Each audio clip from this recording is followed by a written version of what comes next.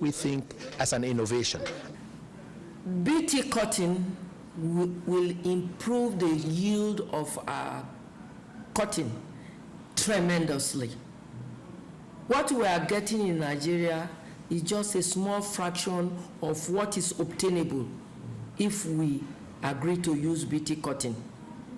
And those nations like India that have been using BT cotton since 2002, they are already far from where we are. As a matter of fact, India is about the #1 exporter of cotton in the whole world. That means a lot to their economy. It is the same thing we want to see in Nigeria. We want to see the revamping of our textile industries that have collapsed. We want to see our textile industries come back to life. We know the number of people that are textile industries employed in the past. We want to see all those people go back to work.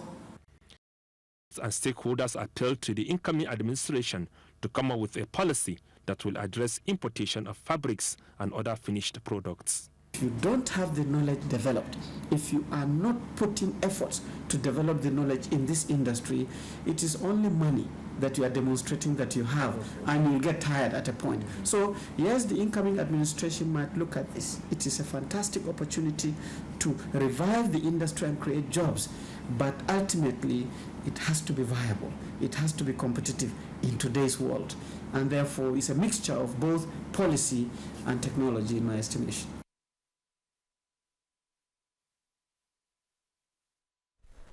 That report sets the tone for tonight's discussion. Let me introduce our guest to you. I'd like to welcome to this program Senator Ahmed Abdul Qadir, a former special advisor to President Obasanjo on manufacturing and also an industrialist. Thanks for being with us here tonight. My pleasure being here. Thank you. Let me also welcome Alhaji Saidu Dattijo Adahama, MFR. He is a textile manufacturer. He is chairman Adahama Textile and Garment Industry, Bompai Kanu. And is also a fellow of the Textile Technology of Nigeria, FTTN. Thanks for joining us. Thank you, Mr. Cyril. Also here tonight, let's welcome Comrade Isa Aremu, MNI. He is General Secretary of the Textile and Garment Workers Union. Thanks for being with us yet again. Good evening, Cyril, and good evening, viewers. Right. So, at the appropriate time on the program, you will have the opportunity to join in the discussion in the studio. The various platforms through which you can be part of this discussion will be on your screen. Let me just say, for those who will be phoning in, if you do get through at the appropriate time, do us a favor, turn down the volume of your TV set so that we can avoid the hurlback or the echo. Once again, we appeal to you, if you're phoning in, when you do get through, turn down the volume of your TV. That way we'll avoid the hurlback or the echo. So once again, welcome to NTA Tuesday Live. Let's begin and take a look at our textile industry. Part of that report had almost described it as comatose. Senator Ahmed Abdul Qadir, we've had talk over the years of why it's extremely important to get those factories churning again. And indeed, even the Johnson administration had put in much needed funds to kickstart the whole industry. But what's it like now? Thank you very much. It's really very sad and an unfortunate situation that our textile industry is in such a stage up till this point in time. But let's look at the finances that you mentioned of. If the government has given out finances to finance, in particular, the textile industry, has the government at any point in time tried to make sure that all the required funds that are needed by most of these industries to put their feet back in places, has it ever been disbursed correctly? Has there been any mechanism set by the government to monitor how these funds are being disbursed? That is the #1 question that we need to ask ourselves. Okay. because I don't believe that the right thing has been done at any point in time towards revamping these textile industries if these funds are actually there. Besides, if we talk about 100 billion for the textile industry, 100 billion naira, not dollars, is worth nothing. But at least it's something to look at. Okay. Yeah. So let's go over to a player in the sector, Haji Saidu. He's also a player. In fact, my contribution here is first to concur with Mala Abdulkadir Ahmed, and then explain to the general public that one of the key issues in the textile and garment sector, in fact, let me even include cotton, because now we call it CTG sector, cotton, textile, and garment. We want to tell the people now to understand the importance of the sector first and see whether the government is doing justice to the sector, taking into consideration the relevance of the sector to the development of the economy. Look at yourself, Mr. Cyril. Look at anybody on the street.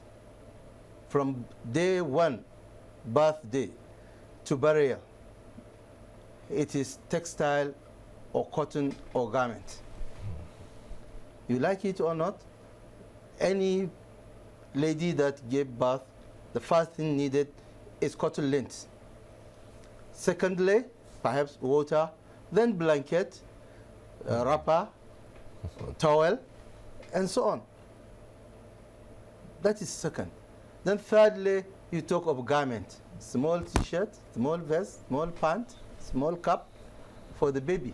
Up to the time he's 100 years old or whatever, going to grave, he will be dressed with garment and finally buried.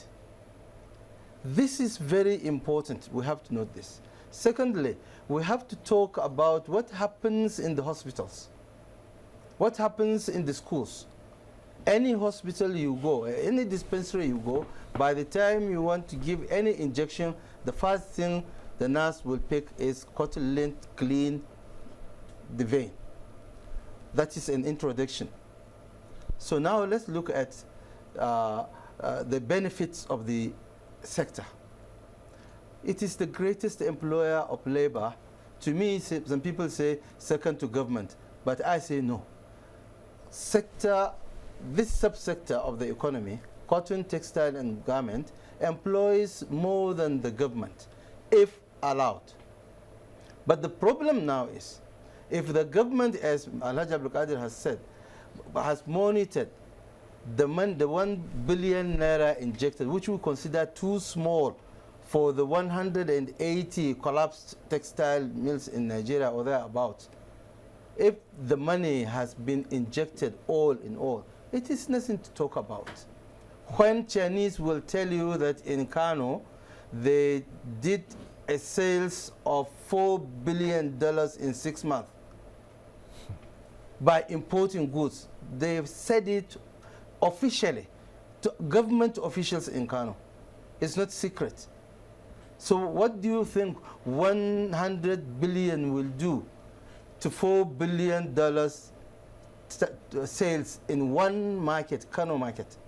So what we are saying, the revival of textile, cotton, and garment in Nigeria should be seen as a must to everybody to contribute and see that this great sector that employs people, numerous, directly and indirectly, is properly revived.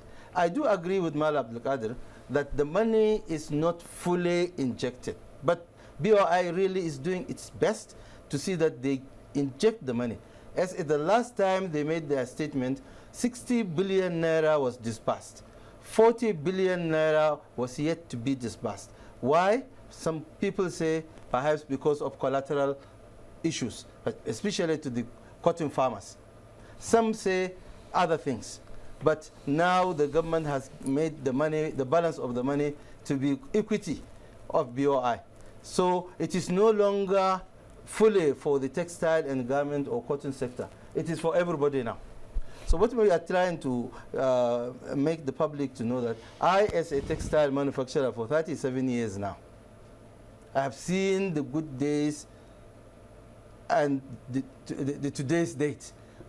All the goods and the turbulent periods in textile sector from 37 years to date, I have passed through them, the good and the negative ones.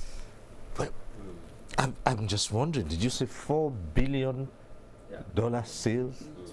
And it is when we analyze that statement, we realize that it was off season. There was no Christmas, no Salah, no academic season for uniforms in the schools and so on. It was just about January, June, when there is no Christmas between January, no Salah, no all these things. That was the time they said. They officially said it in a statement they offered in Kano with some government commissioners there. They were even at that time protesting that they were arrested for doing illegal business.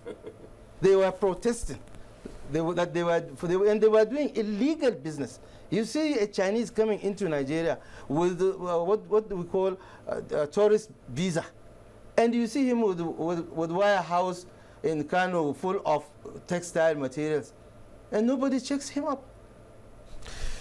Comrade, well, I don't really know where to come to you. I'm not sure. Well, you know, I also listened to the background tape which you played, yes. And that's very, I mean, if nothing shocks us, at least I don't think this should be able to wake us up, you know, and I'm quite, you know, much more, I appreciate this platform because it's coming at the time in which everybody is committed to the need to revive the textile industries. Outgoing government, as you have already said, has some policy in place, you know, which some of them we're already discussing, but I think the incoming government is even more result from what we have had from the president-elect, you know, and even the party now talks of putting in the manifesto the need to revive the textile industry. Now, the missing link in this tape I watched is the issue of history, you know, because we must know where we are coming from before we know where we are and where we are going. As far back as 1912, you know, the record shows, I mean, talking of Kano, you know, you have cultivation of indigo. You know, Kano has been a cloth manufacturing city. That was colonial period. Yes.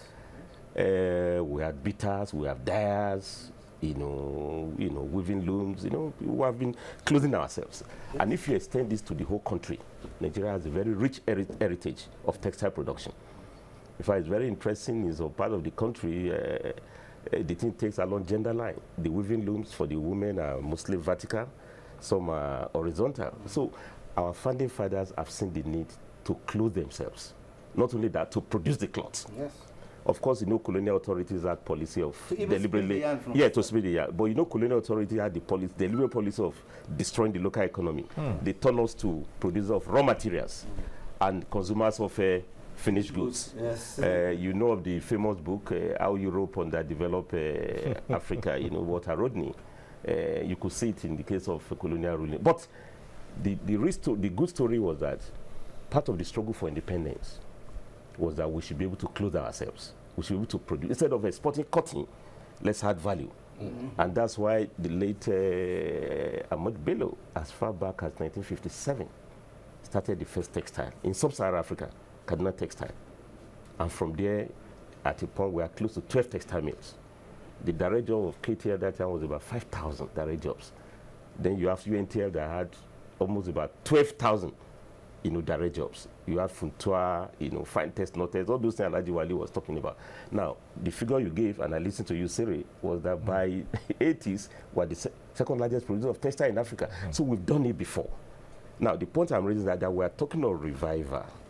You know, I mean, 100 years of what we've been doing before. I mean, that shows how we've abandoned governance. And I think by now we should be talking of being the real world to be copied, like China, like Indonesia producing textile.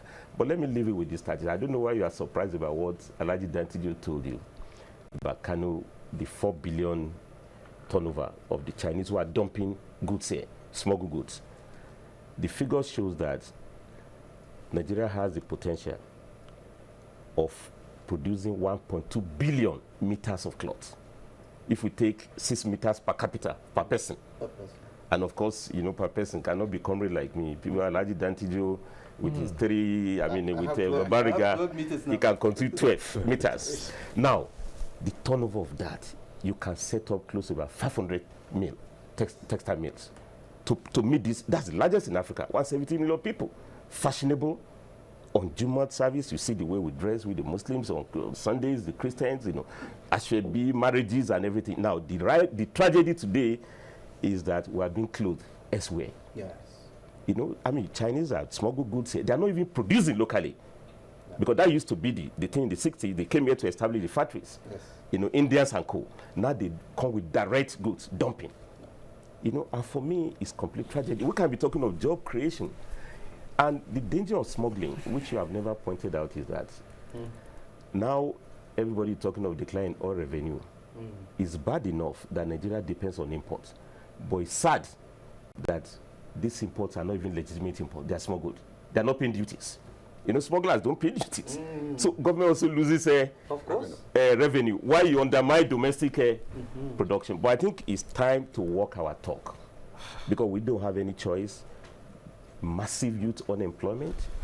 I think we should learn to produce what we wear, while we must wear what we produce. And this country has huge market. On school uniforms alone, if we agree that school uniforms, we just have to clothe our children to go to school, you can have not less than functioning 50 textile mills, including garmenting. Yes. When you had it to army uniforms, you know, today we had a very interesting tour. You know, an Alhaji Kadri was around to us. We went to Cheko, we went to a couple of factories with the governor-elect in Kaduna, Malam El-Rufai. He did a wonderful job today, and it was a huge discovery.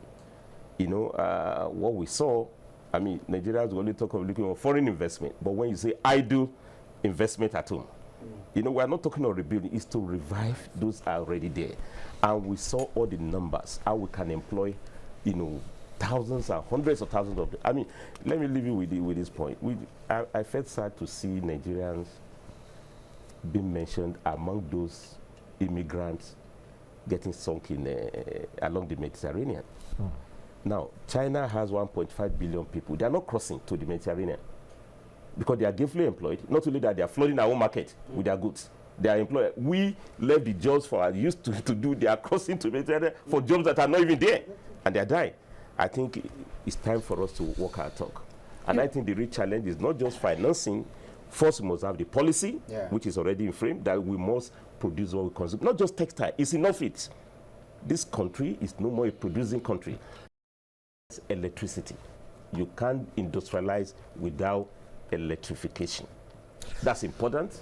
You must also protect your market. Let these guys pay duties. Many of our factories can compete, but now they are not paying. I felt quite very interesting 3 days ago. Customs officially, they got the figures. I mean, I like the Antijo, we know better. I don't know all the figures, but they said they've seen done seizures, but they are coming so token, so late. You know, at the risk of this sounding like a rhetorical question, I just say, we know, given these statistics that you have reeled out, we know what this industry is capable of doing. We know we have the wherewithal. And as you say, this has been done before. So what's the problem here? Why we're no more on duty. Yes. No, the problem is quite simple. You see, if I remember way back as 2006, I personally championed the creation of a Department of Textile and Garment in the Ministry of Industries. Because to say that they should create a Ministry of Textile is like I'm asking for the moon. So I reduced it to a Department of Textile and Garment, which will take care of, and it has got nothing to do with any other thing but just to concentrate on how best can they succeed in making sure that our textile industries are well supervised and are doing what's expected of them to close Nigeria, if not the entire ECOWAS. Of course, the then President Obasanjo was trying to see how that can be best implemented, but immediately he left. That was the end of it. But if we don't create a Department of Textile in the Ministry of Industries. But India has a ministry of They have Ministry of Industry. China has the same. About director of 5 million. China is about 10 million. Yes. If we don't do that, intensive, we're not going anywhere.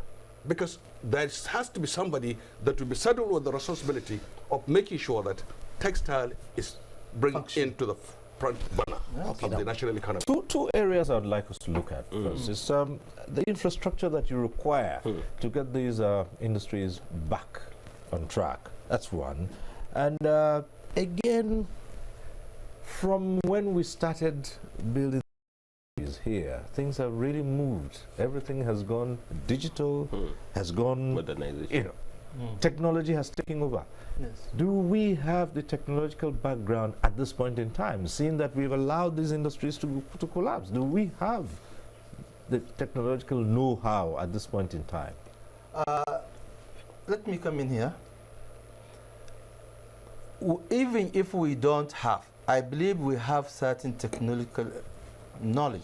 We have the universities, we have the polytechnics. If you go to Ahmadu Bello University, they have the oldest department of textile technology. You go to Yaba, you go to Nsuka, they all have it. But we are not utilizing them. No. We are not giving them enough money to conduct research.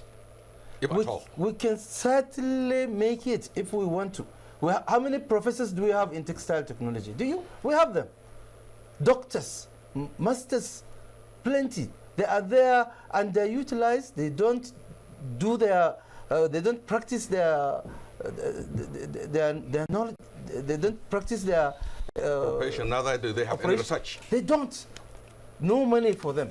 No university now even establish new textile departments. Let me concur with Alhaji Abdul Qadir quickly before I forget that he advocated for a department of textile in the Ministry of Trade and Industry or Investment and whatever. I said no. We need more than that. We need an agency for the development of textile and garment in Nigeria. Because the situation, at the time he advocated, that was the right thing. But now it has gone beyond to deteriorate to the fact that we are even asking, we are begging our government, we are begging every stakeholder in the development of Nigerian economy that we, the manufacturers of textile in Nigeria, we are only appealing, begging, soliciting, advocating for only 30% market share. 30% market share is what we had been struggling for. We cannot get even 5% market share. Chinese have taken it over by force, by money, by whatever they can. How did we get to this point where we allowed this? The corruption of this country contributed a lot. The lack of infrastructure. There is no light in Nigeria, especially the northern part of Nigeria. According to our records, we had in the last 16 years, only 4 years electricity. 12 years of total darkness. Check the record. There is no area in the northern states, except here, Abuja, or some selected areas, that you have more than 6 or up to 6 hours supply in 24 hours. So if you have only 4 hours, 6 hours in 24 hours, it means you are having a quarter in 24 hours. It means a quarter of a week. It means a quarter of a month. It means a quarter of a year. It means a quarter of a term of a president or governor. So which means in 4 years you have a maximum of only 1 year electricity. You have only in 16 years, it means you have only 12 years electricity. Let me go to additional relevance of this sector. When Comrade was talking about uniform, I remembered that when General Buhari last month came to Kano, he was in this kind of town hall meeting we had with him. I was opportune to meet him that time. And he was targeting, or he is still targeting, I believe, 3 million new jobs, which I voluntarily confessed to him that from our sector alone, we can support him with 1 million. And I analyzed and gave him one single example how we will generate 1 million. Let me tell you the example I gave him. I took the smallest need of garment of a human being, that is pant, underwear, which you don't boast of saying this is my quality I'm using is very expensive. We have a population of 167 million people. Assuming you discount 17 million, use 150 million round figure.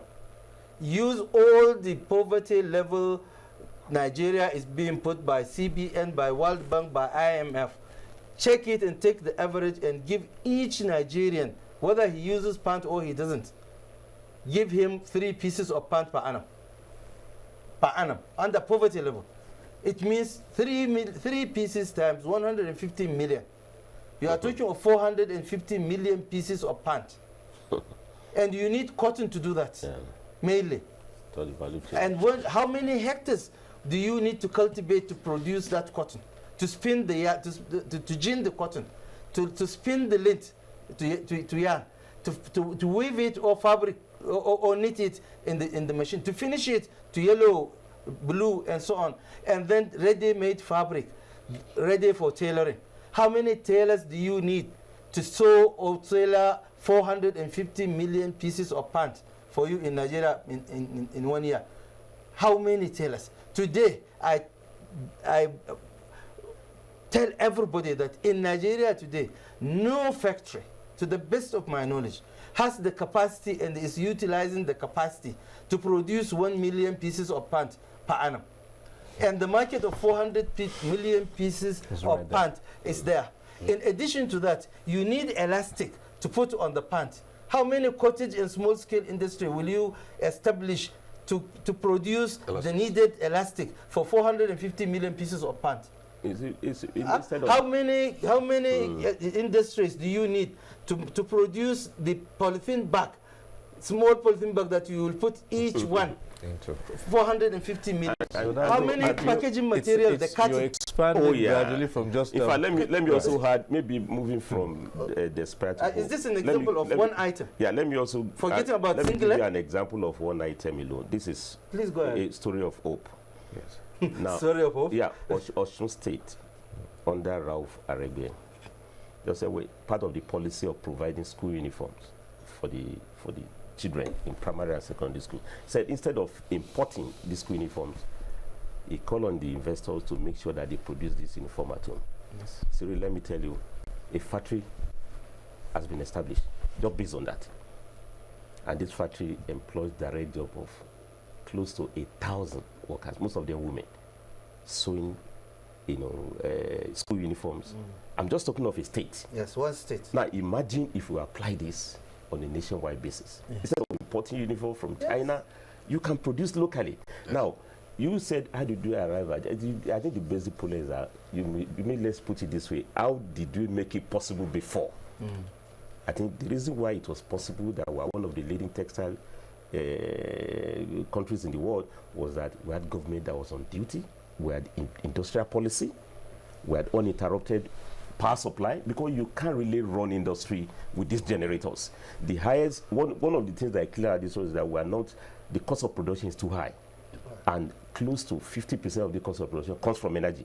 I mean, today when we go to Chevco, I mean, talking of modernizing, maybe since believing, go to some of these factories, they are really modernizing. In spite of the challenges, I saw technology working. I mean, I've been to some factories in Lagos, some flat, they've modernized. But what is the cost of production? Very high. We must do something fast. And I think it's very reassuring in the southern part of the country, there's now gas pipeline, which is gas is being supplied to industry in the south. We should also extend it to the north. It's very, very important. The refineries must work to make sure that we'll get the input, LPFO. Those things used to be cheaper in those days. Now they are so expensive, they are even nowhere to be found because refineries have already closed down. Then patronage, we are the greatest spender government. I mean, 4.3 trillion naira budget, but this money, what do we buy? We buy imported automobiles, imported textile. Zara industry produces tarpaulin. which relies on relief material. I mean, the like war zone, tarpaulin. You know, we have now we also have internally displaced people, tarpaulins. You'll be shocked, Cyril. Even the agricultural part. Yeah, tarpaulin we are using, they're imported from China. Yet you have a factory. Yes, we have a capital. That is under lock and key without a patronage. So, You know, so seemed to me that and then the customs used to know customs in those days in the factories, collecting SI duty. But now they're in the border, closing their eyes where goods are coming. I mean, I was impressed they are doing substitution on that, but they have to do more because they turn the other way around. And I hope the new administration will now return governance. We have to work the policy on the ground so that we can revive this industry. Yeah, Cyril, okay.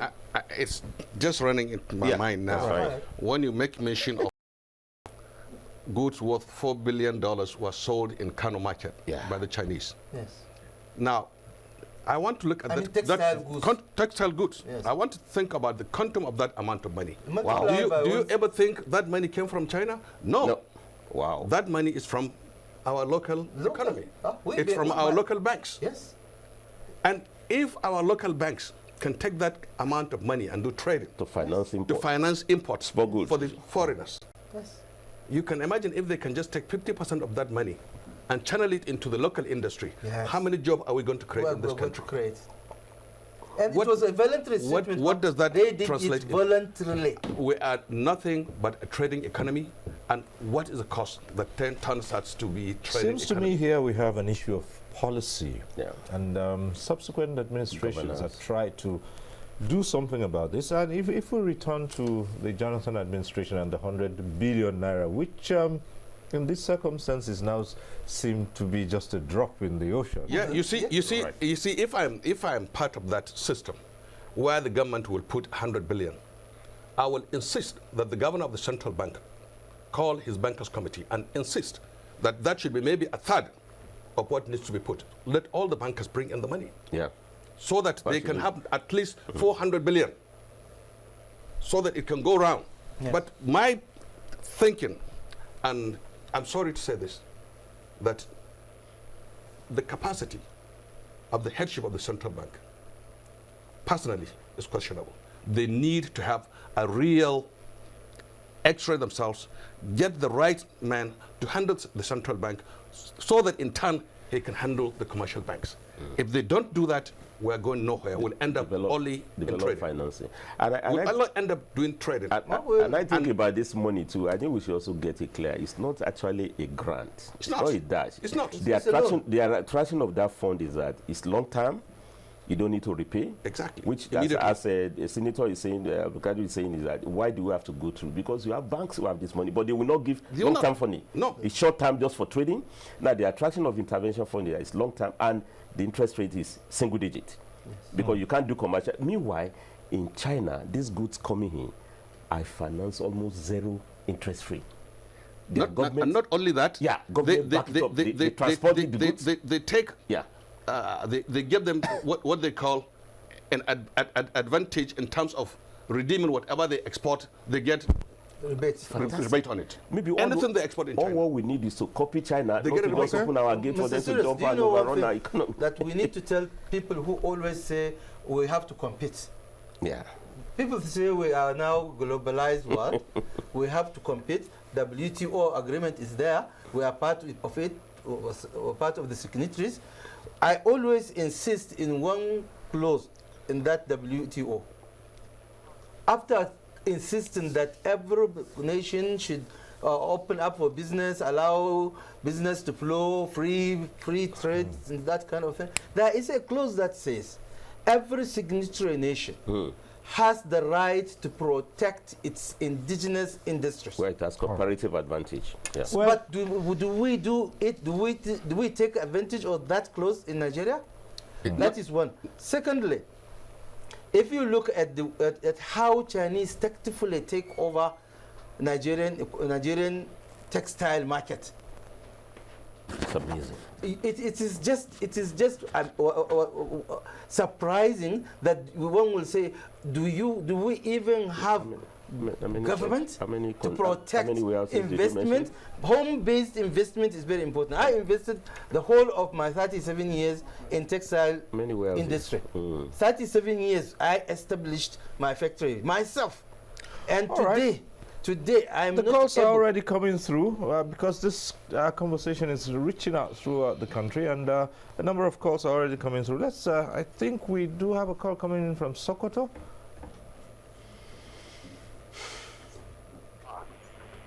Do we still have the call coming through? Yes, Mr. Stober, I'm hearing you very well. I'm watching your conversation. Right. Go ahead.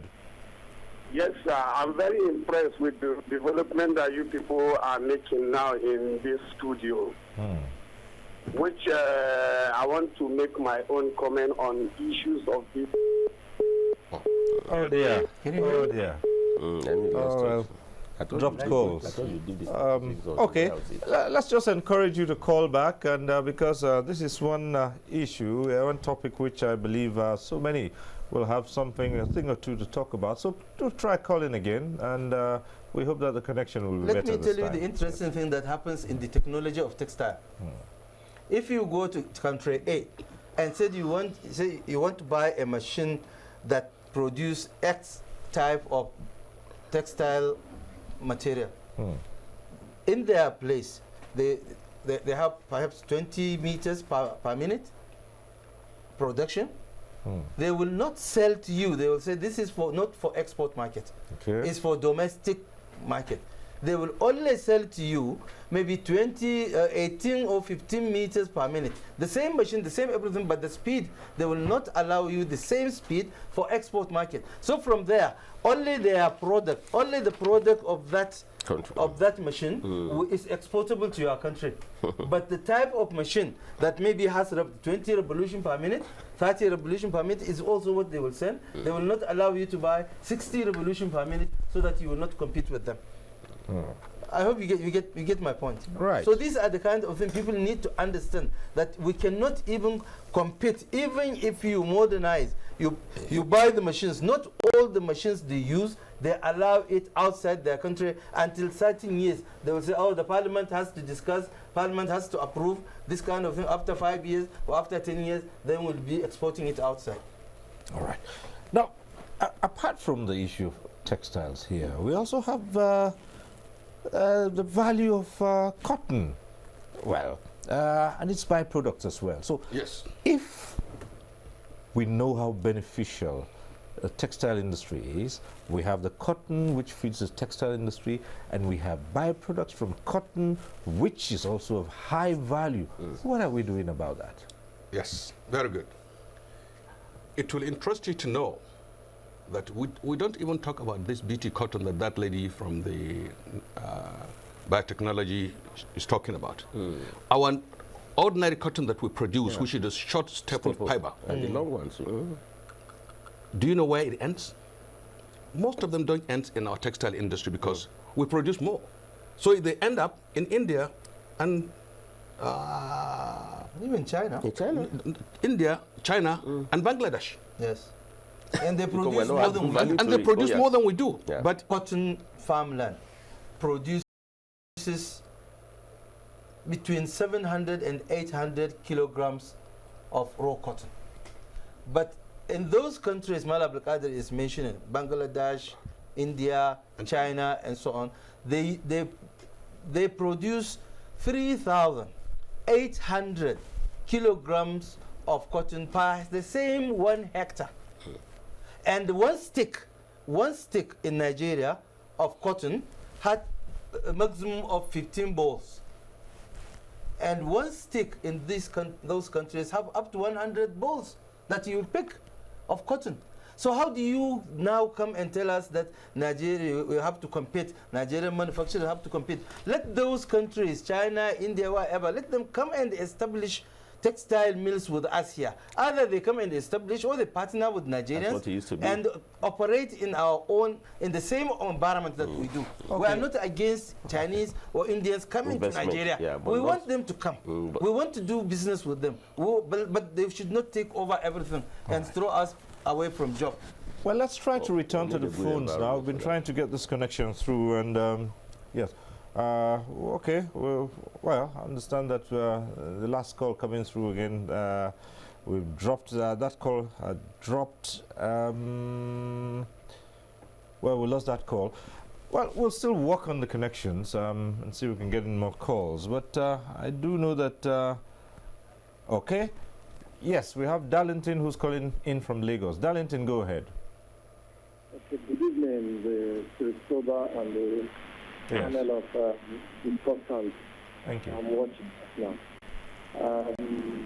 I'm particularly impressed with what the discussants are saying about discussing the certificate or near impossible for local industry to compete with this other country that brings in and dump our textile materials in our Nigerian market. I particularly like when you're talking about the amount of sales the Chinese are making in Kano. Due to what is happening in Lagos Island market.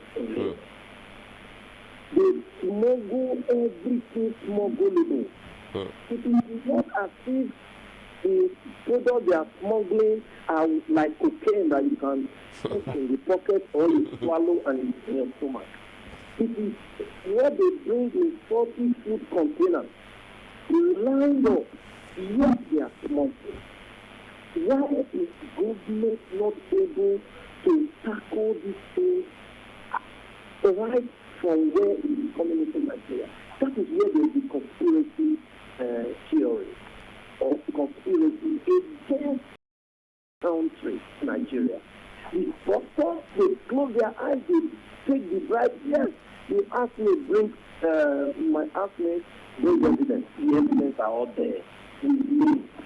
But however, we need a government that will turn it around and change this thing so that the local industry will be protected. And on a final note, we all need to encourage our local producers. Like story by Stober, for example. I'm very sure the fabric was imported, and the Alhaji and the rest are removed. I'm very sure the fabric they are put down were imported. We should start to encourage. That's why particularly I support Joe Iwela. Whenever you see her exporting a fabric that are produced in Nigeria to encourage Nigerianized policy.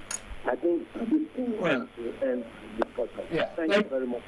Thank you very much, Darlington. You know, let me just say this. Doesn't matter, you know, the television screen has a way of making things look foreign. But I can assure you that no one right here is wearing any imported fabrics. That much I can tell you.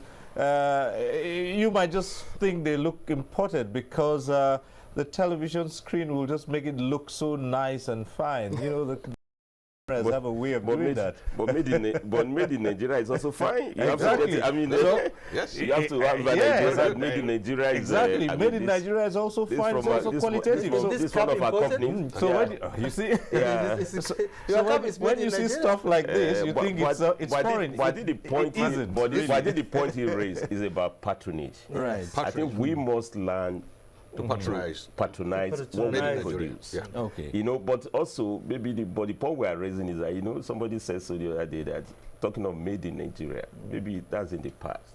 Maybe we should be talking of make in Nigeria because we have to remake. Yes. You know, because increasingly, from what Alhaji told you, close to 90% of the market is dominated by imported smuggled goods. That's what people buy. So we should go beyond just saying it's made in Nigeria. Yeah, it's not make. It has to be make in Nigeria. Make this in Nigeria. I think this is the challenge. But the point you raised about Lagos, very, very interesting. Okay. I think the point he has raised is that the figure Alhaji threw up, it will be much more damning if somebody does the survey for Lagos. Port Harcourt, everywhere. I don't forget that Nigeria the whole country used to be textile producing country. The entire Trans-Amadi in Port Harcourt used to be for textile, fishing net.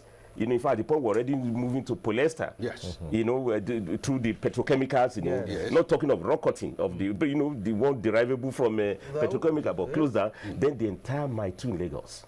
You know, you are talking of Afprint, Aswani, MP. You know, now all these are not dominated by imported, and at times scandalously, Cyril, second-hand imported goods, which are even officially banned. I believe we'll still have this call coming through from Ebonyi. Is the caller still online? Go ahead. Calling in from Ebonyi. Yes, good evening, Cyril. Yes, good evening. Thanks for joining us. Yeah. I just want to concur with the last caller.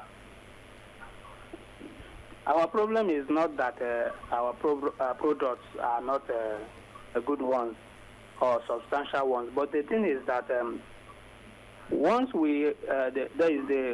customers are afraid to patronize these producers, it will become a problem. Then it gives them a low spirit in terms of producing the necessary thing that they need to produce. I can remember the phone that is in market now, produced in Nigeria. So in that phone, you see the battery lasts for about 10 hours.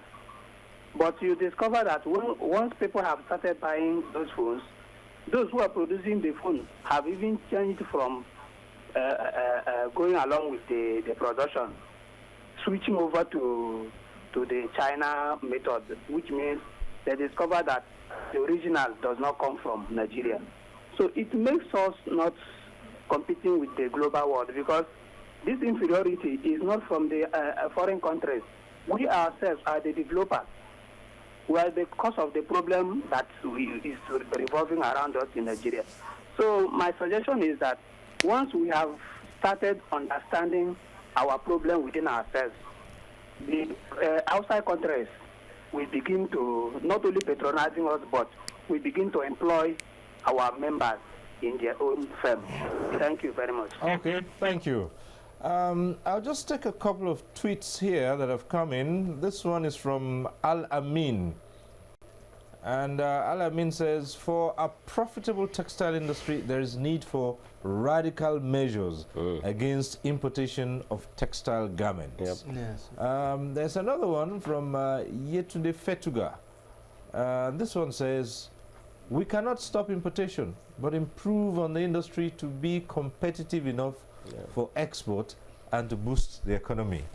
So many people have been sending in their tweets here.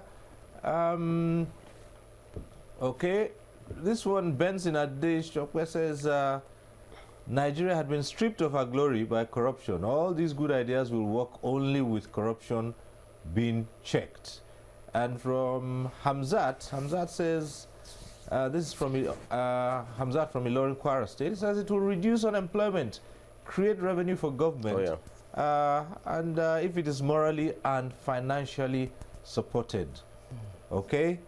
And, well, Ekundayo says it is painful that people like these, the panel members, will never get to positions of authority because of corruption. But I don't think we should be despondent.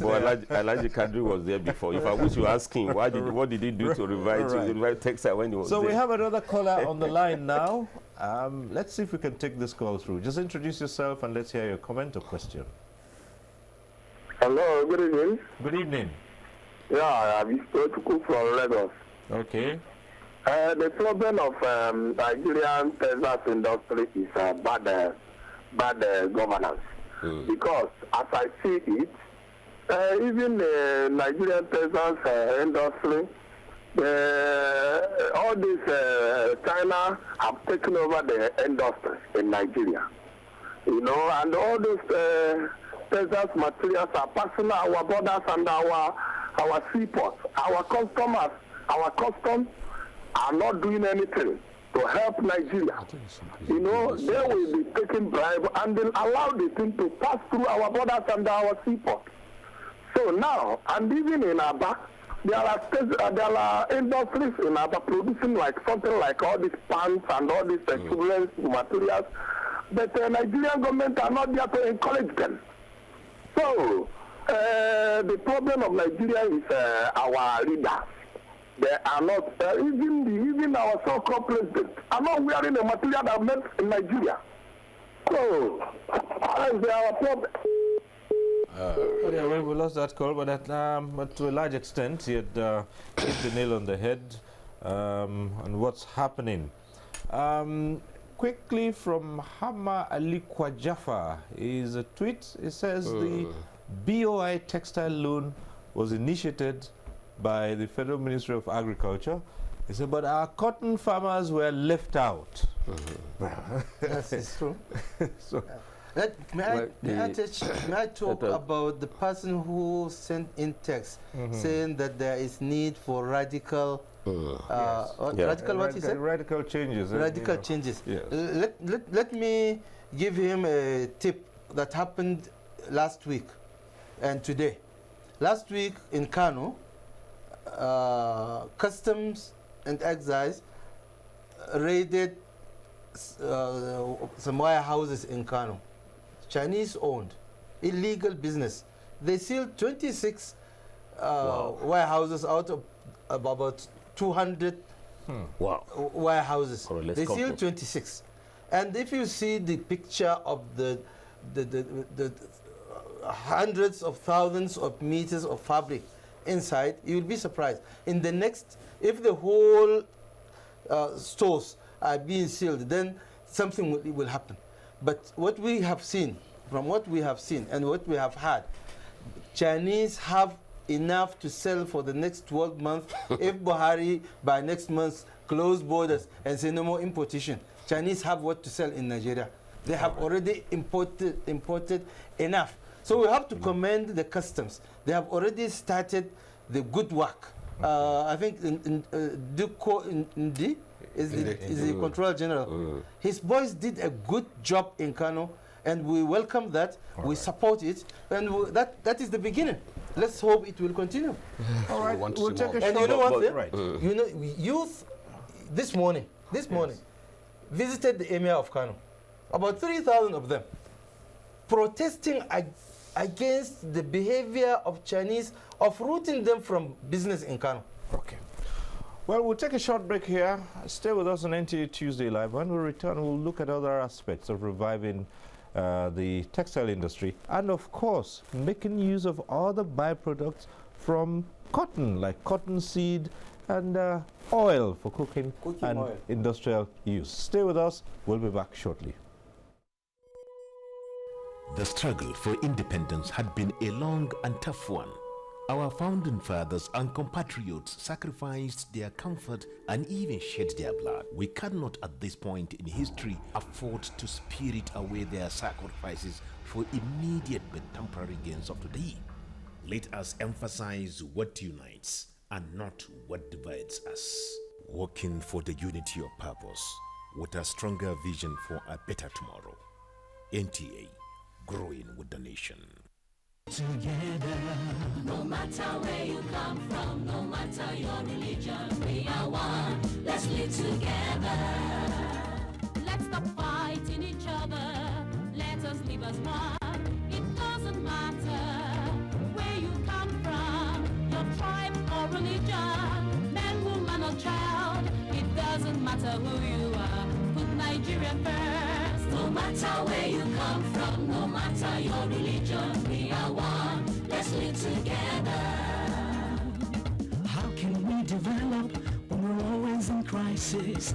Families have become refugees in their country. No matter our differences, show some understanding. No matter where you come from, no matter your religion, we are one. Let's live together. Nigeria, the only country we can train with remarkable potentials to excel. Let us believe in ourselves and change our attitude for the sake of our country and generations unborn. Let us revive our cultural values, which are our essence as a nation. Let us renew the spirit of patriotism and hope in our dear country. Do not take or give bribe. Be punctual always. No more African time. We can't expect to be global citizens and operate on African time. Join the queue. Insist that people are attended to on a first-come basis, no matter who they are or where they come from. Nigeria, good people, great nation.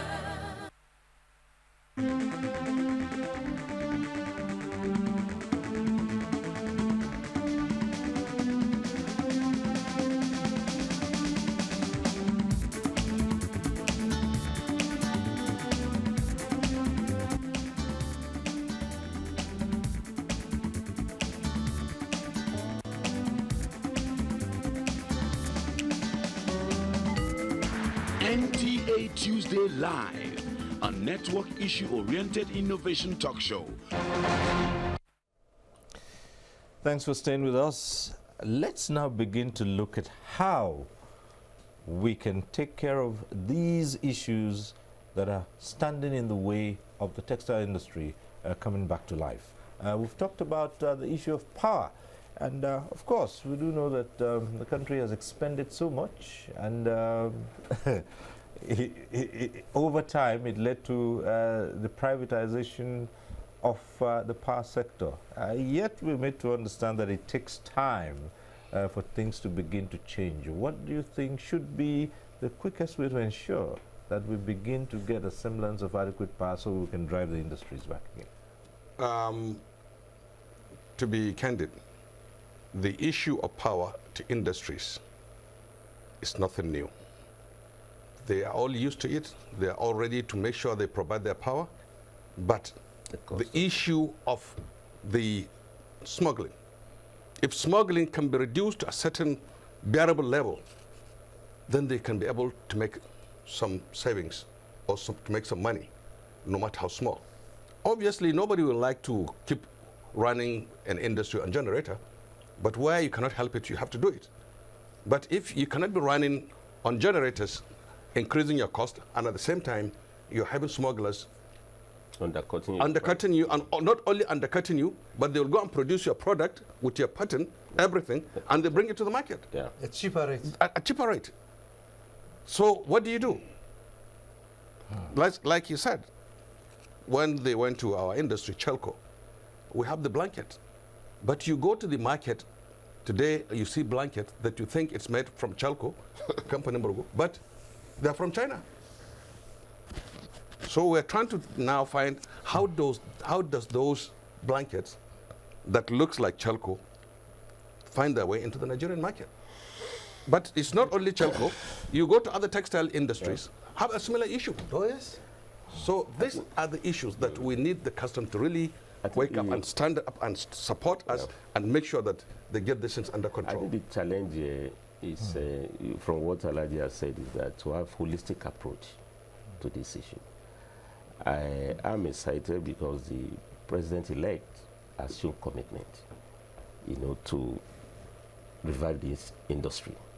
And I think what it needs to do is to preside in council,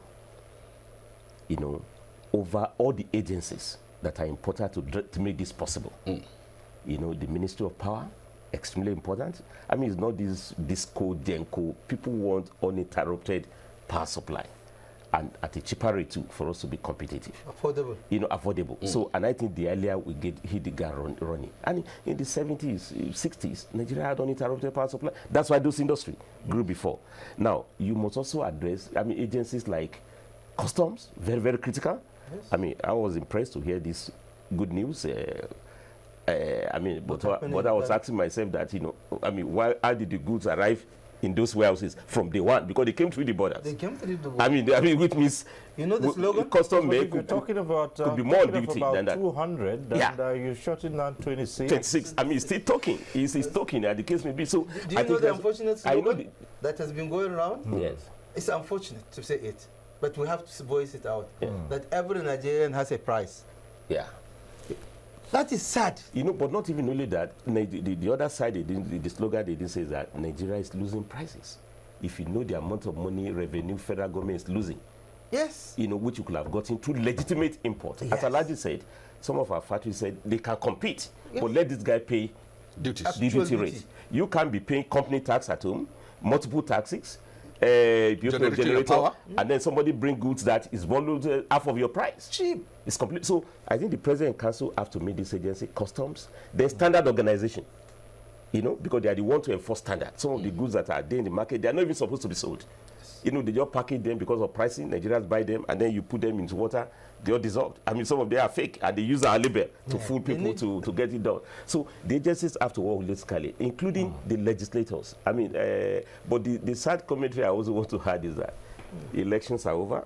Yes. It's possibly the president-elect, I'm hearing, say, I will do this. And maybe some governors who assist. The politicians have resumed business as usual. Who will be the ministers? who will be the speaker. Now, they are not even talking of legislation. Because you see, we are not short of ministers. We are not short of speaker or senate president. What we are short of is laws that will drive this industry. Impossible laws. You know, for instance, I know of a bill already going in the house for a long time, what they call patronage, Nigerian patronage bill. It's been dying dormant. Yeah. Even this smuggling we are talking about, you need legislation to curb them, which is not in place. So I think we need holistic approach, you know, because countries that we are competing with, they are more compact. Yes. You know, agencies, you can't take anything to China. No. You can't have any warehouses to say you are selling products that are not using China. They will deal with you. They will not be allowed to come in. Why be so porous? So if they beat you through the airport, they beat you through what do you call it, standard organization, not even really that. Immigrations. Some of these Chinese who are here, which visa are they using? Who gave them? Sometimes. We give them. Who gave them? Who gave them? You have tourist visa and then you are opening shops. You are opening shop. Why? You know, you are building warehouses. You know, I mean, this is, so it's a whole holistic approach. And I think they're even finding their ways to indirectly hold bureau de change. Yes, yes. And the last suggestion I would give is that, in fairness, some studies have been done. The current minister launched what they call National Industrial Revolution Plan. And then there is a cotton textile component. It is reduced now to National Cotton, Textile and Garment Policy. Those ideas are already there. All we need is to work this Get the right program. people. We have a policy in place now. The right thing is to get it to be, and we need agencies that will drive that. And I think we may bring back presidential task force. Alhaji Kadu, you remember? You know, there's one under President Obasanjo. Yes. You know, that was engaging in burning all the textiles. Yeah, all the textiles. Not just but this time around we must move to prosecute. Yes. Yes. You know. So there's a price for running down the More calls coming through now on tonight's program. We have Olariwaju who's calling in from Ilorin, I believe. Lagos, no? Ilorin. Olariwaju calling in from Ilorin. Go ahead, Olariwaju. Good evening, Stober. Good evening. And the panelists. I'm happy tonight that Nigeria, we are beginning to get it right.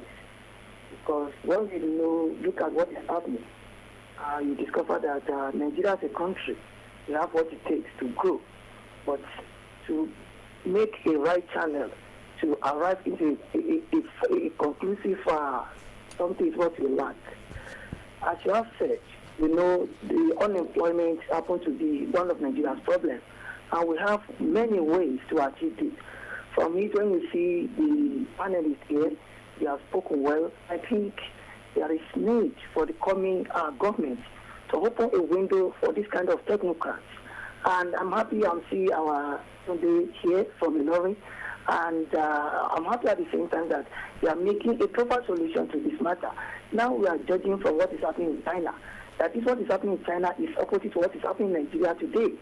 China, as a country, they are using solar as their source of power. And with that solar, they have around 130 megawatts.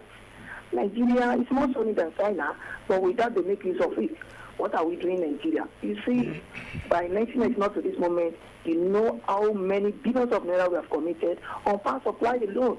What is our achievement on that? So I think by now we need to take governance serious and ensure the essence of any matter given to us is to ensure well-being of the citizen. Now take Kano State, Kaduna State as a case study. They have many textile industry. What is the state of it this time around? So what kind of encouragement other states will learn from this? So until we get it right by putting right people into right channels, look at our border. A lot of things go strong in this country. There is need to sit tight and address the issue holistically until we search for that, before Nigeria can maintain its tempo of coloration being the dad of Africa. But with what is happening now, sincerely speaking, we need to double our efforts and ensure that we meet up the requirements as a country. May God bless Nigeria. Thank you very much, Olariwaju. Well, you heard the man. I think there's very little to add to what he's said there, but the calls are still coming through, and so also are the tweets. This one says NEMA should buy their blankets from Choku, as well as hospitals.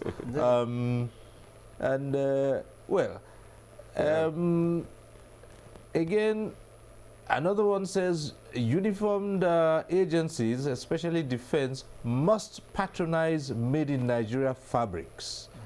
And then Chukudi Utazi says this is one avenue to end unemployment in our country if this sector is put in place.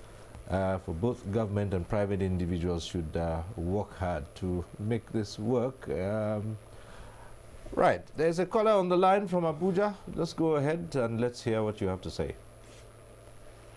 Hello, Mr. Cyril. Good evening. Good evening. Yeah, I'm calling from Abuja here. Right, go ahead. Although I have not been with you from the word go, but I've been following the whole thing with keen interest. There are things which usually the special dignitaries have addressed or have said in line with how to revive the ailing textile industries. But in my own view, you see, there are two key issues.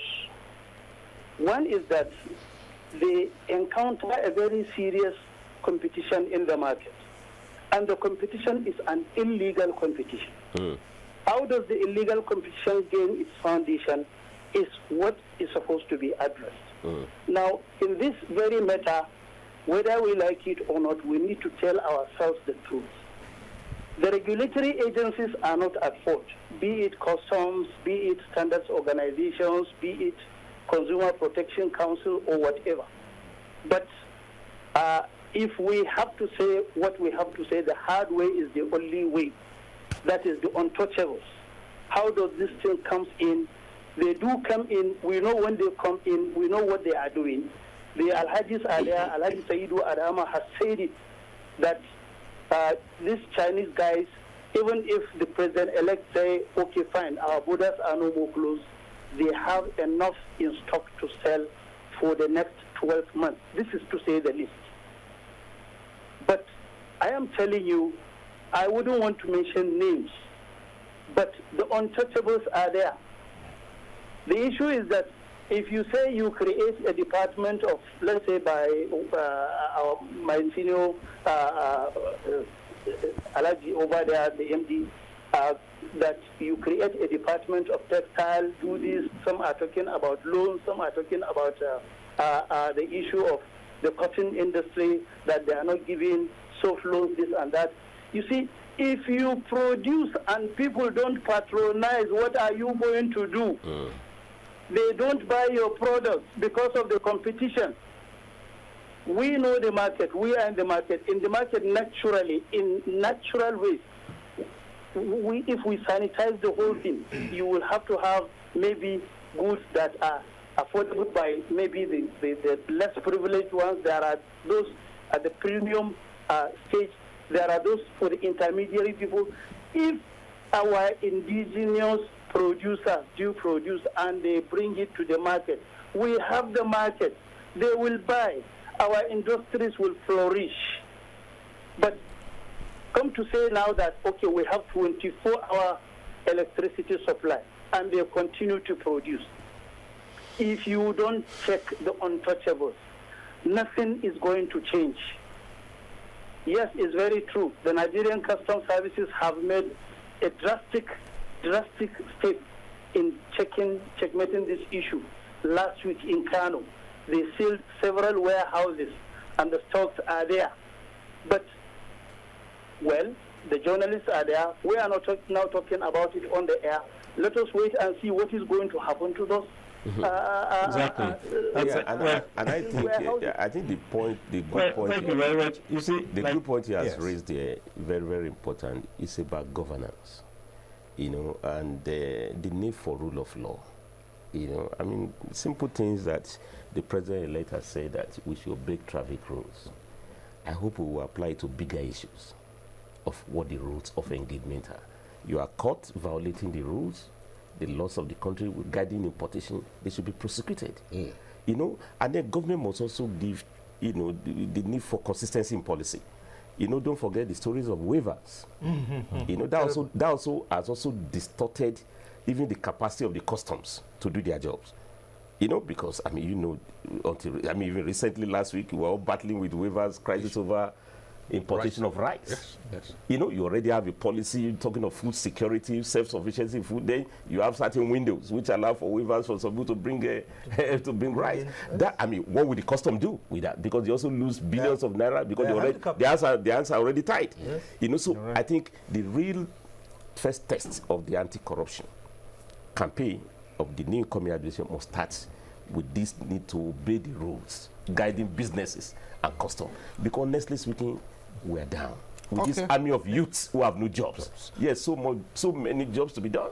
May I answer your question, Mr. Cyril? You asked a question which none of us attempted to answer you. Yes. We were talking of how do we really check these issues. Okay, we'll come to that if you don't mind. Let's just say Abubakar is calling in from Kaduna. He's been waiting for a while on the line. Okay. Abubakar, go ahead quickly. Hello, sir. Yes, hello. Hello, good evening. Good evening. How are you? Okay. Fine, thank you. How is work? I'm fine, thank you. I really commend your effort. And it's high time Nigerian we should stop deceiving ourselves. Yes, because the issue of the panelist race is very, very important.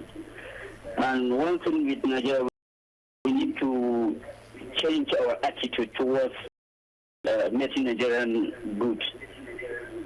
For instance, now, if you produce goods in Nigeria and to put on the product, the Nigerians themselves, they are not willing to buy. So, for instance, if you produce good and precisely certainly the goods are from Nigeria, they prefer to buy it. So, unless we change our attitudes towards this, we are going nowhere. Okay. So, yes. All right. Thank you very much. Thank you. Okay, so let's return to the issue. You were going to address that matter.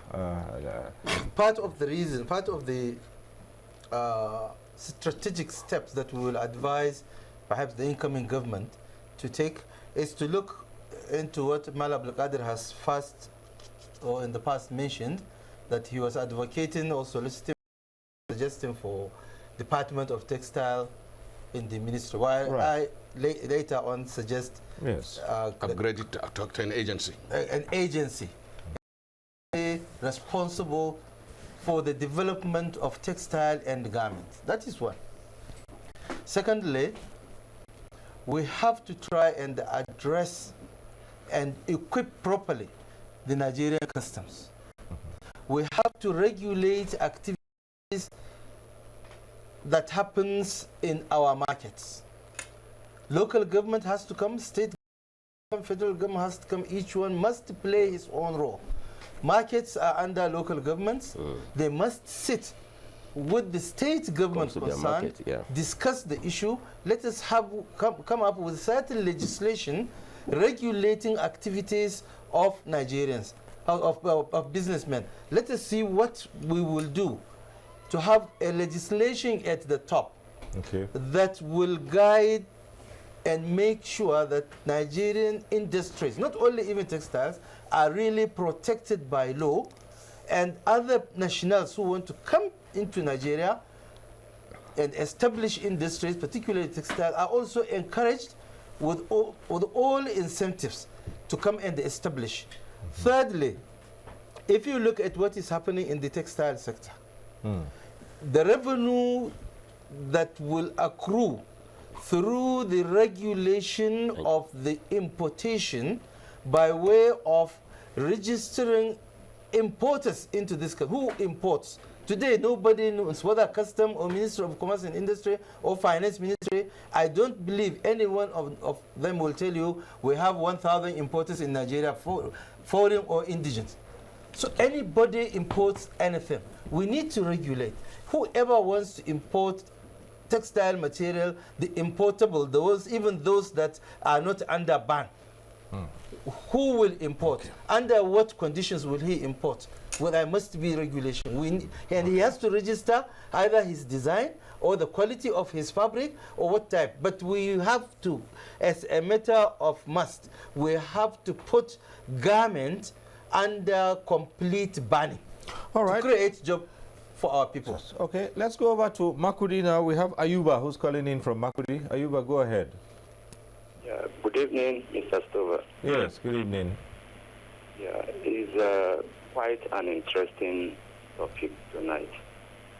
The interesting thing is that you are creating hope for Nigerian youth by the potentials of the textile industry to massively create job opportunities. That will actually create a clustering of our youths who will eventually emerge as workers in those textiles if things are put in place.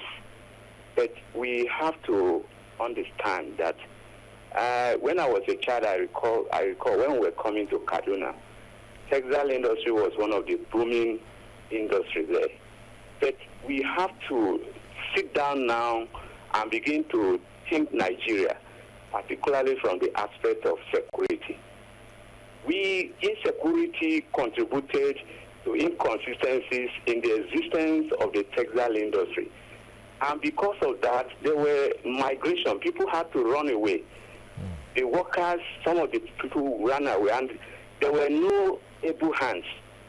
And that led to the deterioration that came in. So we need to holistically look at the factors that will help in sustaining the industry if eventually they are put in place. So security is very important to sustenance of any industry.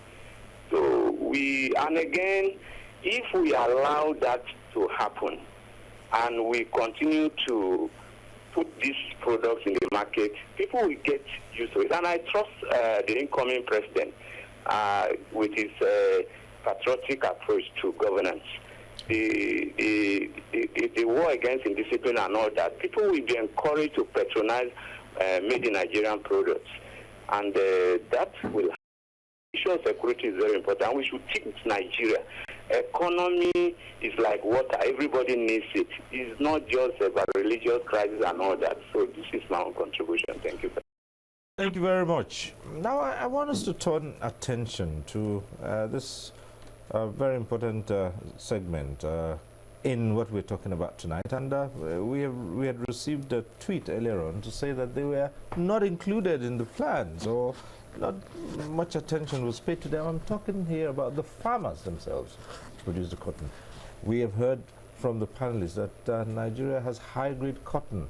So let's go to the farmers. What has it been for the farmers, and how do you get the farmers to get back to, producing cotton?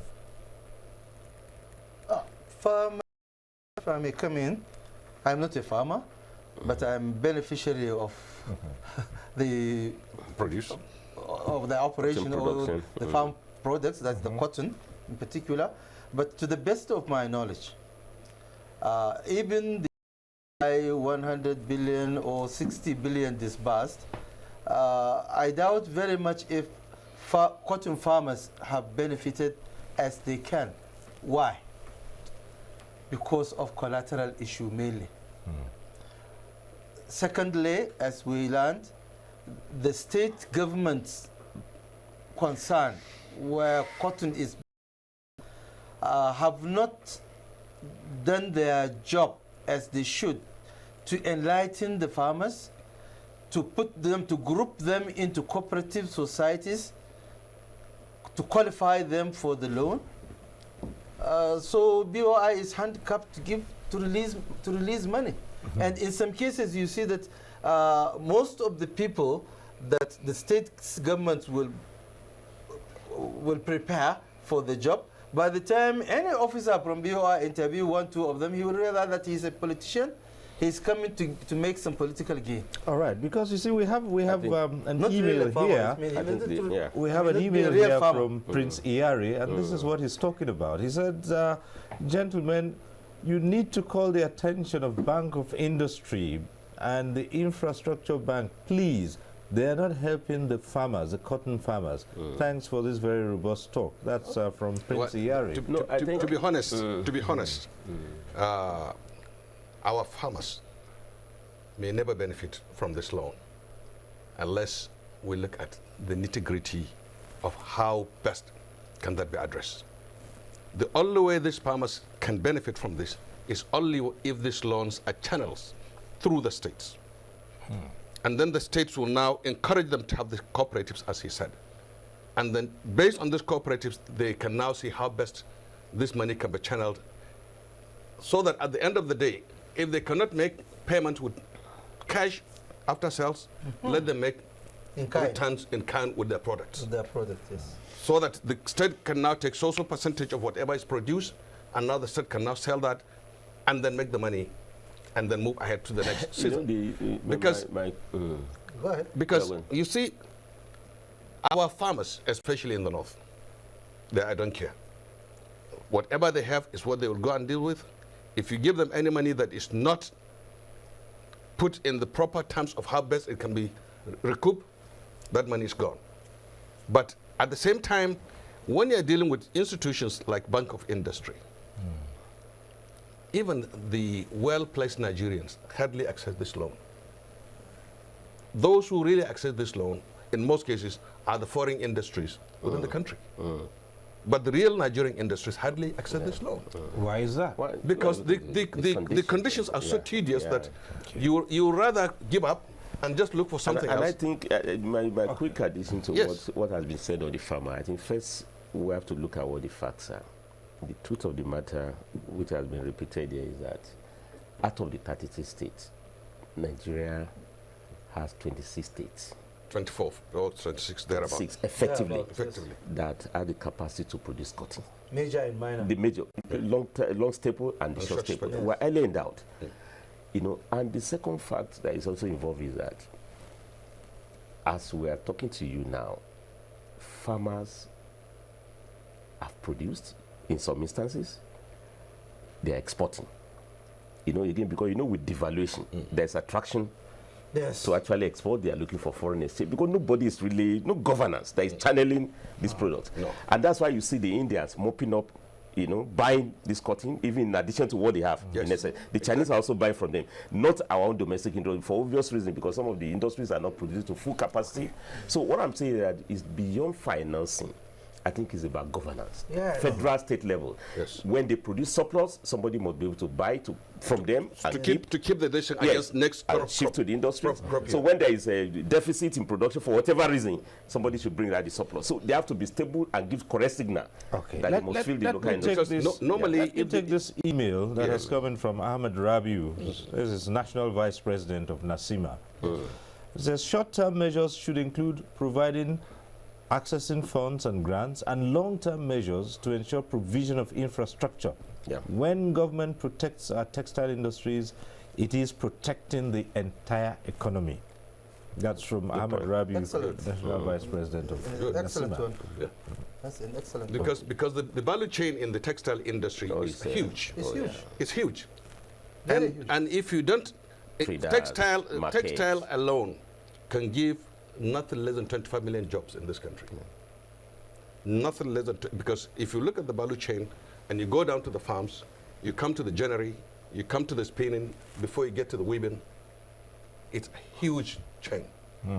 And if we are going to do it correctly, I think we have no cause to get our youth traveling anywhere. We did a survey before in Asaba, very interesting at one point. We counted that time about 12 banks, financial houses that are working in Asaba town. 12 different kind of banks, and their total employment take that time we calculated was just half of Asaba textile mill when it was in operation. One textile mill was employed that time about 5,000 plus. The entire 12 banks couldn't have that number of work. They have just half. To tell you the labor intensity of textile. It's an entire value chain. In fact, most communities today were as a result of textile.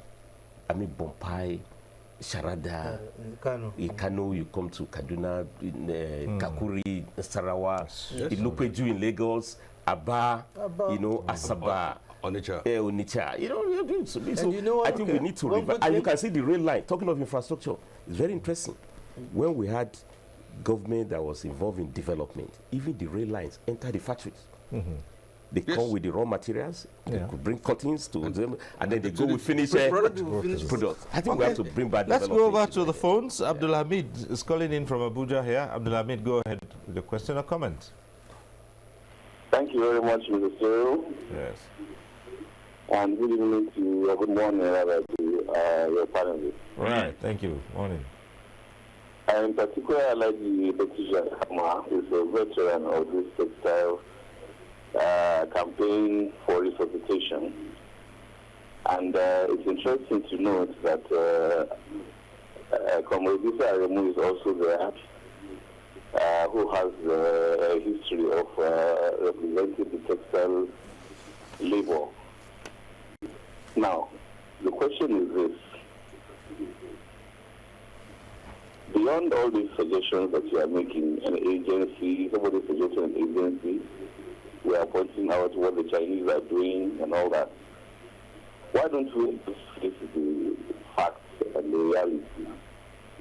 That the issue is that we have, unfortunately, in our leadership class, a failure of political will and also a paralyzed instinct for nationalism.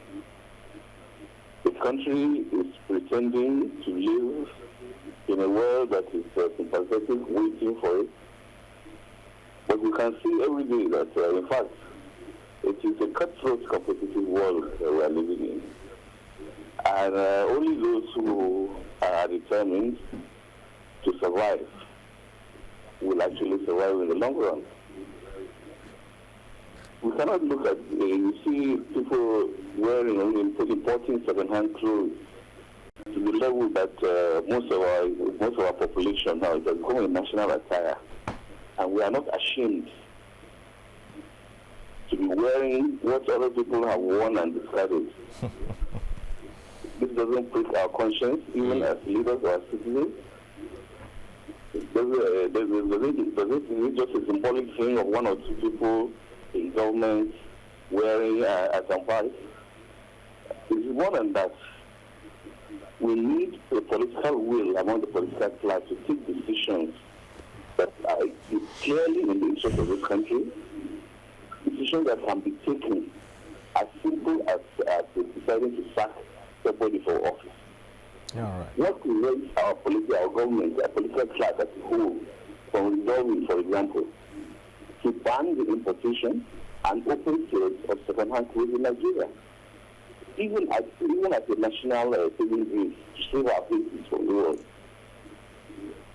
It is the same also that you can also have high tariffs. You don't need to chase the Chinese into their warehouses.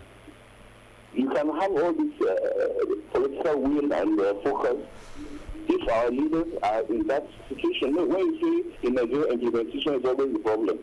We have ideas. What is the ideas we are talking about? They are there. They have been there for decades. But when implementation, when the will, the determination to implement these things at the right level. So anyway, it's good that we're having this discussion at this point in time in our national history. And we look forward for a more realistic, exhibition of patriotism and political will as part of the change we have been promised. Thank you. Right. Thank you very much. Back to the tweets, we have Ayola Alabi, and he says, our regulatory bodies need to be on their toes. That's what he has put in here. But again, quickly on the issue of do we have the right regulatory authority? That's what we are appealing for. Talking of political will, if there is the will, there will be the ways. I think that's what I just remember. We never believed that a big company like NTA, the largest in West Africa, with direct jobs of that time about 10,000, could collapse. But in 2007, it closed down, and that was a shock to everybody. You know, because everybody will say this is the last elephant standing. But talking of political will, and that was a rude awakening. In fact, it was what triggered the intervention fund. Intervention fund. Yes. And you'll be shocked, Cyril, that if there's a will, there will be some wills. That intervention fund alone brought back UNTL. You know, but must it close before we get to that point? And up to now, UNTL has not even reached its one-quarter capacity. No. You know. So what I'm saying is that if there is a will, there will be the way. And we are seeing some will. You know, I mean, now there's serious political will at the executive level. Though the incoming administration, everybody said it has to be done. Yes. And it has been done before. But this will must go around all the agencies. Okay. You know, and all the arms of government, including states. All right, back to the emails. Lukman Baba Hassan from Kanu says, I think there is need to understand government limitations regarding the collapse of textile activities. Our mentality or passion for foreign products is another problem that needs to be addressed alongside other issues. And like someone said earlier, if you produce and people don't buy, what do you do? Fela had a song in those days. I think we need to replay it back. Buy Africa. Buy Africa. Fantastic. That was in the 70s. Right. Fela was not and just those buy issues Nigeria. are still germane today. And the question Fela was asking was that, no, if we don't buy our own, who will buy? How can we create jobs? How can we make money? You know, because we're now, you know, managing poverty when we should be producing our own. So I think we have to buy our own. But as I said before, the danger now is that even made in Nigeria, it's endangered. Right. We have to make now in Nigeria. Or remake in Nigeria. This is a question from Fatima Yusuf Goje, who sent in this bill, and it's for Senator Abdul Qadir Ahmed. He said, Fatima, she says, my question is, Senator Ahmed Abdul Qadir has been in government during the Obasanjo administration. Yes. Why did he not encourage the implementation of the good ideas he's giving now? And then I hope the incoming government will work with the businessman in the middle, because I also listened to him during the town hall meeting with GMB in Kanu. His ideas for jobs creation, superb and beautiful. That's talking about... Well, my answer to Fatima, yes, I was in government with OBJ. Most of the seizures done during OBJ time was my idea. Most of the textile industries, both up and down, that's in the north and in the south, there's no textile industry that have not visited 3, 4, 5 times every year. I'm a living witness. You are to in see my how much things will be happening. Right. And obviously, it was immediately OBJ left, UNTL had problem. Because immediately the government was about to leave, funds were made available for the textile industry. Big checks were given out to the key things. The day dumb check. OBJ left, that was the end of it. That money was never disbursed. Until the layer No, well, you see what happened? Yes. I was there. In fact, we were all surprised. All the newsmen were there. Obasanjo distributed about 18 billion naira on the spot. I opened the meeting with prayers. And shortly after he finished, walk out, then they said, bring all these checks. There is no cash backing. There will be some other process to be done. That 70 billion naira, we don't know what happened. And it was when Adwa later came, and in fact, I'm one of those who wrote lost almost 2 years on that. And then, in fact, I wrote the first submission to raise it to 100 billion from 70 billion of Obasanjo. I wrote that one. Fortunately, later Adwa was able to see it by some good Samaritans who took the paper to him, and he instructed that a committee be set up to look into this, my submission. And they told him so many things, and he instantly approved to raise it to 100 billion. All right. Now, we've been talking about resuscitating the textile industry, but we also know that there are also other byproducts which will come from what the farmers produce, the cotton. And initially I talked about it, cotton seed oil, cooking, and industrial use. And the other byproducts in form of animal feeds Yes. and The organic cake. manure and the cake. Yes. And these we found in places like Gusau in Zamfara, Yes. Kumo in Gombe State, Newman in Adama, Yes. and now all these ones, just like the textile industry too, Dead. they're dead. Yes. So we have to look beyond what we have talked about, funding, the market, in fact, the political will, which Yes. most people have talked about, and that's why part of what we're doing here is setting the agenda for the incoming administration. To be honest with you, all of these byproducts have been sold by the generaries that are still operating because they can't afford to throw it away. And the generary in Gombe is operating, the generary in Gusau is operating, another generary somewhere between around Katsina area is operating. And all of those generaries that are operating, and also the composite industries that have the generaries within their industries cannot afford to just throw away the seeds because it's huge part of the cost of what they have. So, but what we need is how best can we now expand this if the cotton production goes larger, bigger, and then the need for new generaries. Because some of those generaries are absolute, like the one in Kumo. You have to put a new machines. And the same thing with the one in Numan. You need new machines. And most of these Indian industries, like what do you call them, the Chi group, and this other one that is having the rice in Latvia now, because they have the generary in Numan. They are doing what they are doing because they still operate and they get a lot of these seeds. You don't know when they sell it, but they are not throwing it away. But there is the need to boost the capacity of all of this. But to me, what's more important than this is after the textile, what happened next? That's the garment. Yeah. And the garment industry is much bigger to some extent than if you look at the textile industry. Self-employed tailors. Yes. So we need to see how best we can now encourage and have real garment industries in the country. All right. We'll be winding down this discussion with a number of emails that have come in here, and I'm sure that our guests will probably have one or two things to say about the mails as they come in. We have this from Shehu Idris Yelwa. Says Nigeria can partner with investors from different countries, but should try to introduce a tax holiday so as to entice them to come. The holiday can be from 3 years to 5 years tax-free on condition of training Nigerians on the job, importing technical equipment, etc. This, I think, will help in getting the investors in the country. That's Shehu Idris Yelwa who sent this in. It's of course, what he's saying is correct. If that can be done with the tax holiday, yes, it's going to help a lot. For existing and new industries. Okay. Especially new industries. All right.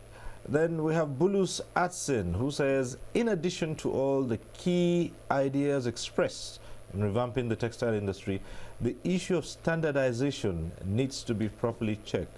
This is in line with the call for the creation of the textile department in the Ministry of Industry. We're talking here about standardization. Okay. Yes. And from Hassan Gumbi again, for our textile industry to come back to life, our leaders need to patronize and wear the materials produced by our industries. Especially official.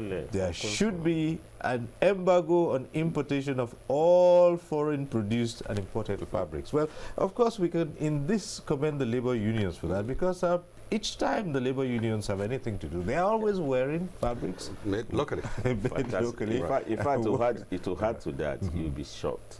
The volumes or the number of the pieces of T-shirts that we consume during this campaign. I mean, nationwide during the political campaign. Yes. But the real tragedy is that virtually they were all imported. I'm serious. In fact, one factory consumed in Lagos, I felt quite sad that that factory closed, and at the time it should be expanding. Is that the one in Ikorodu? Yeah, I think in Lupeju. They came to collect the invoices. Some of the politicians, including state government, they said they all used the invoice to bring the money out, including use T-shirts. For somebody drew my attention that downtown in VI, you have shops that therefore use product. I mean, there are some things we just need to enforce. We have to enforce. In the 60s or 70s, you know what they call second-hand goods. In Yoruba. No, apart from they call it bosikoro. Okay. It has to be in darkness before you buy it. Now it's bosikbang, but it's in the open. And all stuff of things they are buying. Second-hand goods, second-hand brands. Of disease, people must have died. I mean, unofficially is banned. I think we should enforce that straight away, because that was already killing countries. I mean, companies. Finished goods. I mean, how can you buy second-hand blanket when you have companies that are producing blankets? So I think it's an important thing. The turnover. I mean, as you said, labor activities, not labor. All of us, we have vests, we have face cap. This can create jobs, in large number. So it's about patronage. If you see how many students we have in Nigeria alone, to give them school vest, house vest. It's a big job. It's a big job. And then from Adamu Magaji, it says the best way to revive textile industry starts with reviving our power industry. Without electricity, there will be no revolution in our textile industry. And then finally from Moses Maduka, he says our major problem here in Nigeria market is consumers' perception.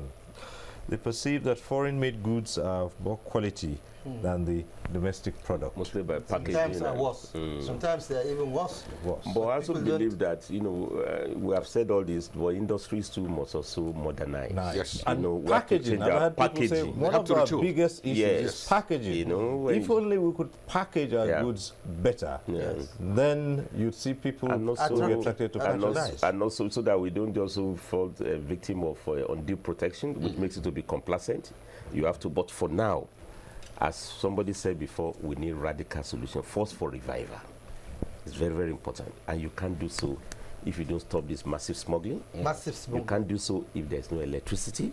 That's very, very important. We have to hit the ground running, electricity. And meanwhile, before then, you must also give some relief to companies that are using generators. Because if you pay the price, you quickly get it fixed. Right, and then enforcement of the rules, stemming smuggling, attacking corruption. Standard organization, Okay. And then, on the last note, the patriotic zeal of the Nigerian has to come up here to patronize made in Nigeria. And I hope by the time we come back, and I hope by the time we come back here next time, we are talking of factories that have reopened. That would be good news. And looking at the utilization capacity. Utilization must have improved, and that smuggling has drastically gone down, and that Nigerians now have access to its market. 50%, 60%, or possibly 100%, because it's our market. Really. It's our market. Yes, we certainly will do that, and we hope that the next time we come here to talk, we will be talking about those industries that are back on track. So for now, we'll leave this discussion, and we'd like to say thank you very much to our guests, Senator Ahmed Abdul Qadir, former special advisor to President Obasanjo on manufacturing, an industrialist. Thank you, a key player in this industry. Thank you very much for coming. Thank you. We also say big thank you to Alhaji Saidu Dattijo Adahama, MFR, a textile manufacturer, chairman, Adahama Textile and Garment Industry, Bompai, Kano, and also a fellow textile technology of Nigeria. Thanks for Thank you very much. Thank you. And for Comrade Isa Aremu, it's always a delight to have you here. MNI, General Secretary, Textile and Garment Workers, and of course, a foremost activist, an all-rounder, just like you say. Thank you, Cyril. So, Comrade Isa Aremu, it's always thank you a pleasure so much to have you join us. Thank you very much. It's a pleasure. And so to all of you who've been with us through your calls, your tweets, and your emails, we thank you for sharing your thoughts with us on this topic. Keep the flag flying. We hope to be back next week, and we also encourage you to be part of NTA Tuesday Live. Thanks for being with us. We'll reach you again next week on another topic on NTA Tuesday Live. I'm Cyril Stober. Bye for now.